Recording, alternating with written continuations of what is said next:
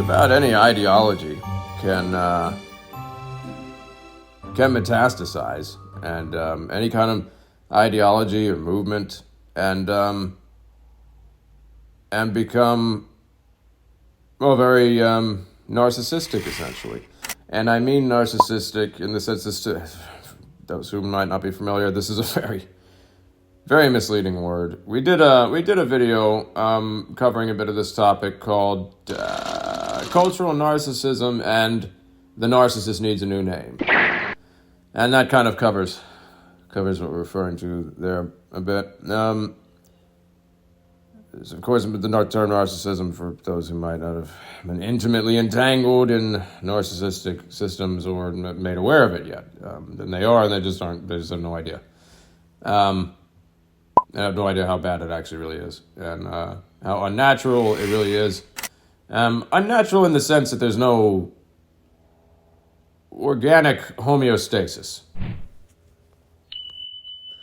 It's, I suppose, natural in the sense that a tumor is a natural byproduct of a bunch of things, cells going rogue, essentially, divorced from the larger whole, psychobiological whole, individually, collectively, and beyond, and some.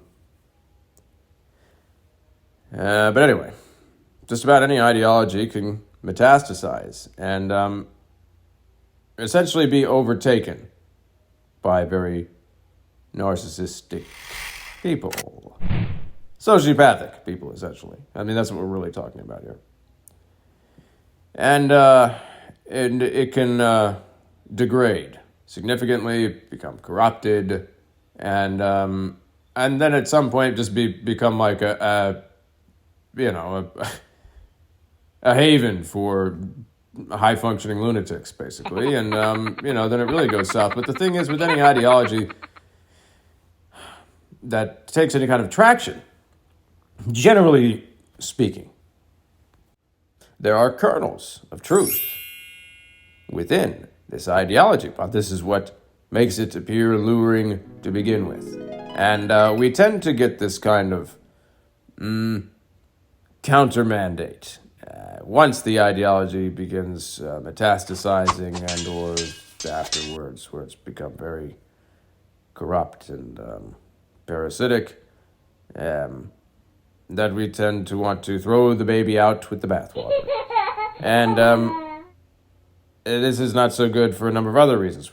Another ideology, a counter-ideology can be born that is in opposition. And therefore, if it's solely in opposition, then it's missing fundamental aspects which are necessary for, collectivized functionality, individually and collectively, basically. So, this is also something I've referred to this term a number of times, disentangling. Disentangling from narcissistic systems, both within oneself and their community, whatever that may be for them. That could be anything from family to work and beyond, whatever. And one way that one can begin to do this is to identify the kernels of truth within the metastasized ideology, because in a sense this is a way of kind of reclaiming them. And this does seem to help pull back your unconscious energies that are going into this narcissistic system, which then, paradoxically we end up fighting, and in a bizarre way it's kind of like fighting ourselves if we have parts invested, like shadow aspects kind of invested in some degree or another, and sometimes just held hostage within these systems, but nevertheless it's something. Something's going on in there, and we kind of have to tease that stuff out, feel it out, and put on the fedora, get the inner detective cultivated, and the discernment going. Get to activate the sonar. The sonar feelings play a big part in the whole sonar thing, and feelings are kind of a big deal. Feelings are kind of important. We might make a video about that in and of itself. I'm not sure. This is kind of a big deal. And, as primarily narcissistic people and systems just love to pave over feelings as if they don't matter. Their feelings are very important, of course, to mean an utmost priority. Because, of course, one of your many jobs that you're not aware of and didn't sign up for in any narcissistic system is you are acting as an external regulating function, an external nervous system, because the thing is with narcissistic people and systems, they cannot self-regulate and thus need to parasitize the regulating functions of others to continue propping themselves up artificially. And it's really quite something. It's really quite something. And whatever the appearance of legitimacy may be for these narcissistic people and systems to be doing what they're doing, it's camouflage, and it's just simply not even, it's incomprehensibly not worth the cost that's going into it. I think if people can begin to see this, experience it for themselves a bit more, it's like, oh, well. And then you can have the process of the no contact thing, which this is another part of kind of teasing out the kernels of truth, because it's one thing to just go no contact, and of course you go no contact. This is the defense against the dark arts, essentially.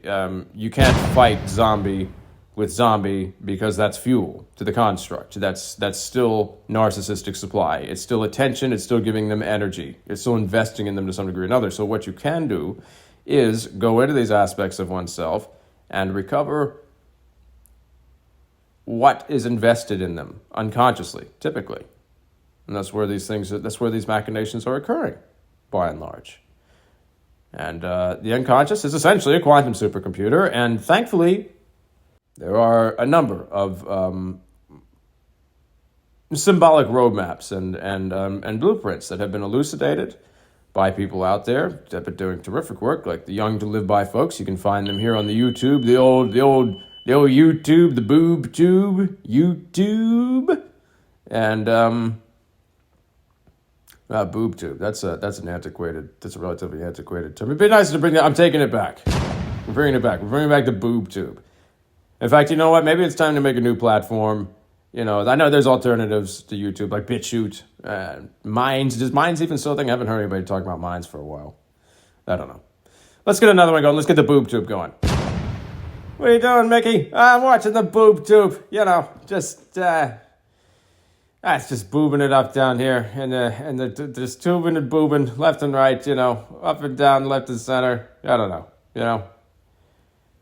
All right. Yeah.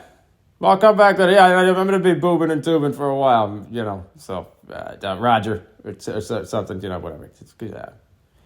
We'll talk later. All right, Mickey, you're a fucking legend, you know. I know, Roger. Get the fuck out of my basement, you know. So anyway, I don't know.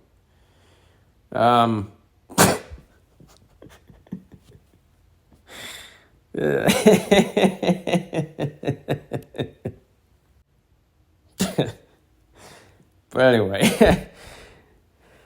Yeah, so any system, any ideology can metastasize and become parasitic and narcissistic, and at which point it becomes a fucking haven for the high functioning, or you know, not even high functioning lunatics out there. And of course, their high functionality comes also at the expense of many other people and resources and God knows what. It's really something. And so teasing oneself out of these systems on an emotional, empathic, psychobiological level is one of the many ways in which one can begin to starve them of supply.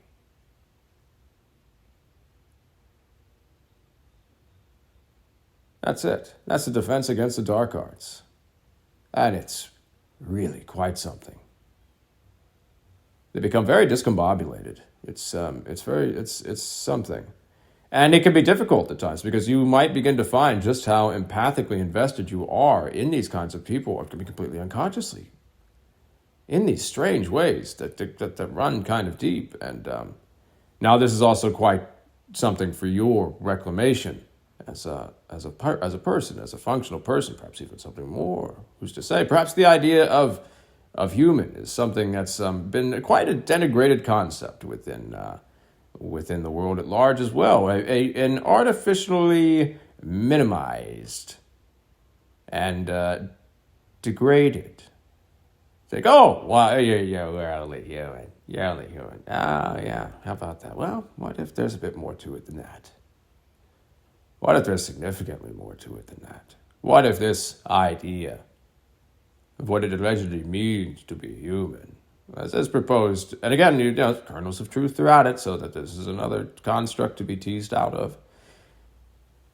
Instead of rejected wholesale, that just doesn't work. It just doesn't work. This creates other metastasizations to reject something wholesale. It doesn't fucking work.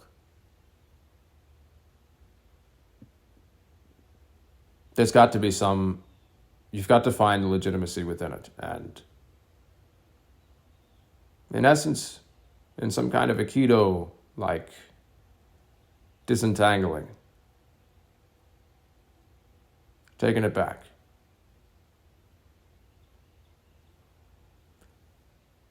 Or getting the hooks out of it.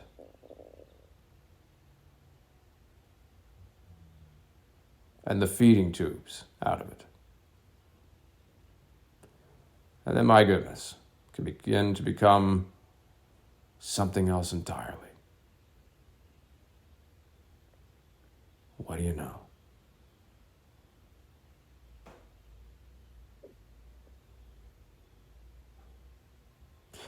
And would you look at that?